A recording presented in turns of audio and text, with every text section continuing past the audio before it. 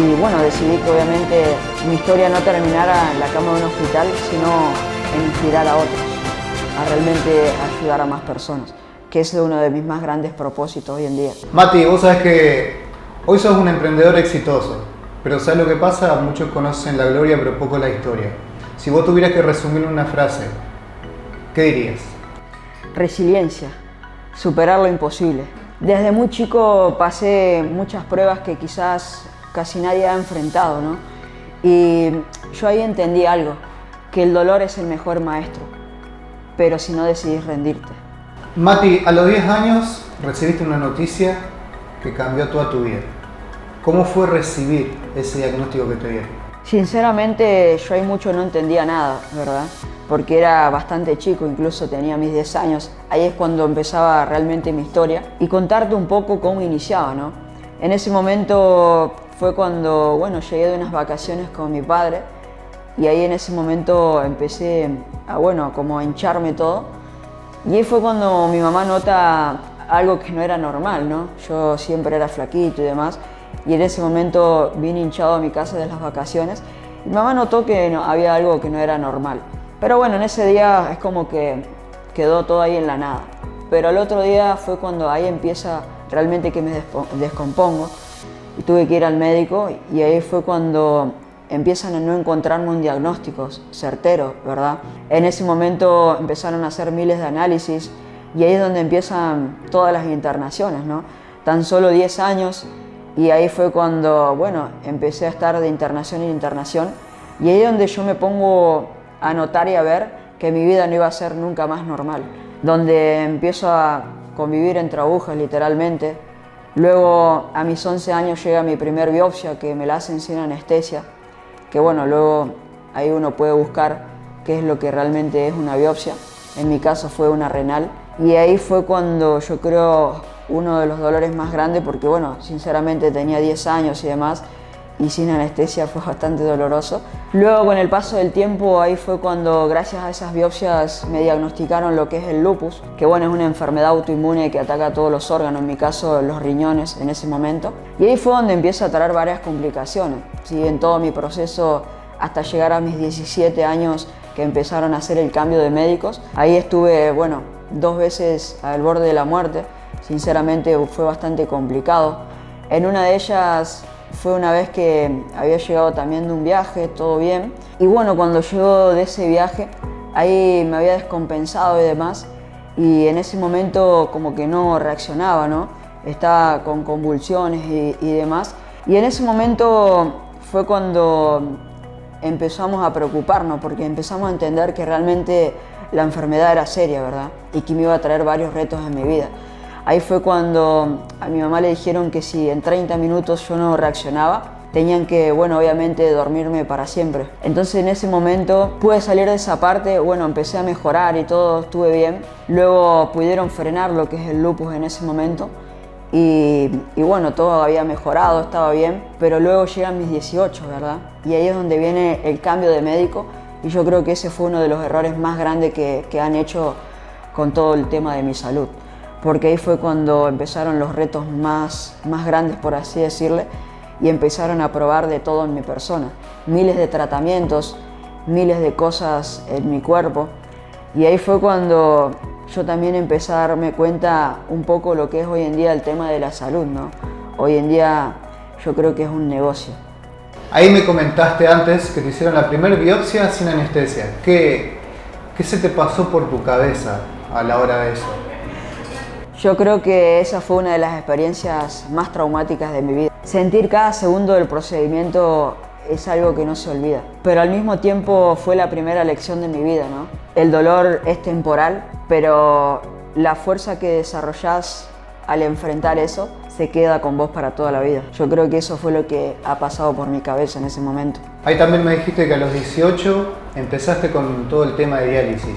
¿Qué fue eso para vos también? Un cambio rotundo, me imagino.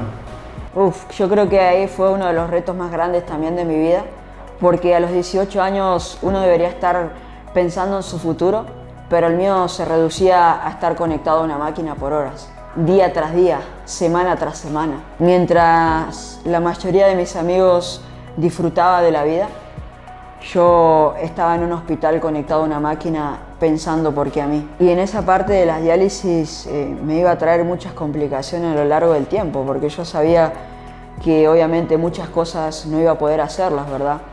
Yo creo que eso fue un poco lo que pasó en ese momento. Mati, tuviste muchas biopsias, muchas internaciones, estuviste casi al borde de la muerte. En ese sentido, ¿qué pensabas? Y sinceramente yo muchas veces pensaba si realmente valía la pena seguir, ¿no? Muchas veces me preguntaba eso. Pero cuando uno toca fondo tiene dos opciones: quedarse en ese lugar, rendirse, o realmente empujar con más fuerzas. Y que yo obviamente seguí peleando porque me di cuenta de algo, que también si yo me quedaba en esta vida tenía que hacer que realmente valga la pena. Y en esos momentos, ¿qué fue lo que realmente te sostuvo a vos? ¿Quiénes fueron las personas que estuvieron a tu lado en todo ese proceso? Yo creo que la persona que me mantuvo siempre firme y con las ganas de seguir adelante, primero que nada fue Dios, y segundo, mi familia. Y ahí yo quiero destacar a alguien que yo creo que Dios me mandó, que es mi madre. Yo creo que ella es mi ángel guardián, porque siempre fue la que estuvo en todos mis momentos, en todas las internaciones. Hemos llorado juntos, hemos estado pasando miles de situaciones y ella fue la que siempre creyó en mí cuando nadie más lo hacía, incluso mi persona. Mati, yo también sé que a los 23 años vos perdiste tu trasplante. ¿Cómo fue esa noticia para vos? Fue realmente devastador eso porque bueno, yo en ese momento cuando me habían trasplantado empecé a viajar mucho más porque bueno, ya tenía esa libertad, ¿no? Y digamos, y pensé que ya había terminado todo. Pero ahí me di cuenta cuando lo pierdo que realmente la batalla, por así decirle, aún no había terminado, ¿no? Y volver a diálisis yo creo que fue un infierno. Volver a algo que yo había salido y que obviamente no quería volver. Pero ahí entendí algo muy importante, que Dios no elige a los preparados, sino que prepara a los elegidos. Hay una frase que dice que el dolor te construye o te destruye. ¿Cómo hiciste vos para que ese sufrimiento se transforme en motivación? Lo que hice fue tomar una decisión. Yo no iba a dejar que mi historia sea de sufrimiento, sino de inspiración, de realmente ver que con mi historia yo podía ayudar a más personas, podía inspirarlas, impactarlas y realmente ayudarlas a salir de quizás situaciones malas, situaciones que estaban pasando, enfrentando y desafíos y demás. Entendí que si yo lograba salir adelante, iba a ser un ejemplo para muchos. Entre todo eso, ¿cómo es el camino del emprendimiento entre tanto caos?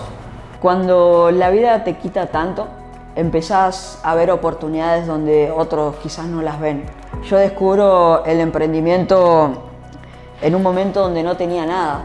E incluso cuando yo era chico, bueno, mi familia estaba por varios retos económicos y yo conozco esto en el 2021. Anteriormente a esto, mi situación económica no era la mejor, ¿verdad? Incluso contarte un poco de mi pasado, ¿no? Cuando yo era chico, como te contaba, teníamos varios retos económicos. Incluso muchas veces mi mamá no comía para que justamente a mis hermanos y a quien te habla nos alcance. Y eso fue, yo creo que una ayuda muy grande, no solo para mí, sino para mi familia. Ayudarlos, ¿no? Este emprendimiento me ha dado muchísimo. Y no solo dinero, sino que me ha enseñado también a valorar muchas cosas y a entender muchas cosas. Yo creo que por eso fue la mejor decisión de mi vida, arrancar con todo el mundo del emprendimiento. Mati, explícame cómo hiciste para estar casi al borde de la muerte a hoy tener un emprendimiento exitoso.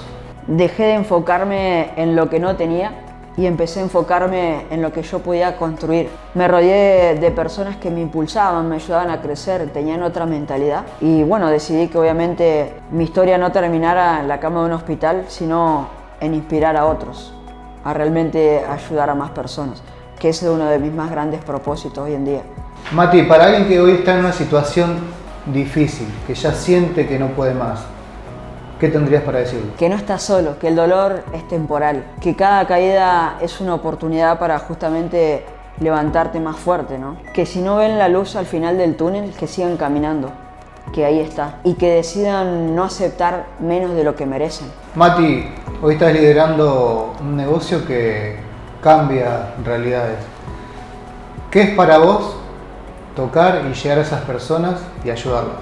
Yo creo que significa todo, porque hoy en día también es de mis más grandes propósitos. Y eso es lo que yo creo cada día me motiva a obviamente seguir y a seguir con estas fuerzas y demás. Y porque también sé que mi historia puede evitar que alguien más se rinda. Entonces, eso yo creo que es lo que más me da fuerza. Y saber también que todo el dolor, yo creo que valió la pena. Si tuvieras la oportunidad de hablarle al Mati de hace 10 años, que recibió ese diagnóstico, que tal vez no veía nada claro, ¿qué le dirías hoy? Que no tenga miedo, que lo que parece una maldición va a terminar siendo una bendición para muchas personas y que un día eso se va a convertir en su mayor fortaleza y que no solo va a sobrevivir, sino que también va a triunfar. Mati, si tenés la posibilidad en un minuto de dejar un mensaje para todas las personas que te estén escuchando, ¿qué le dirías?